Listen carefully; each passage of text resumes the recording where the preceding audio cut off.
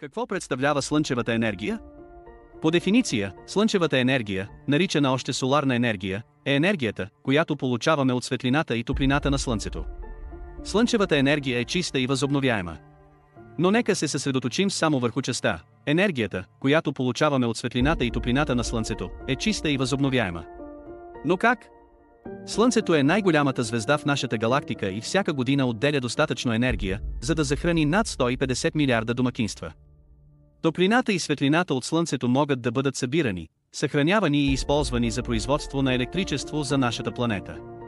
Чрез използването на соларни панели можем да използваме тази енергия в домовете си, това ни помага да спестим пари за ток, да намалим замърсяването и да защитим природата.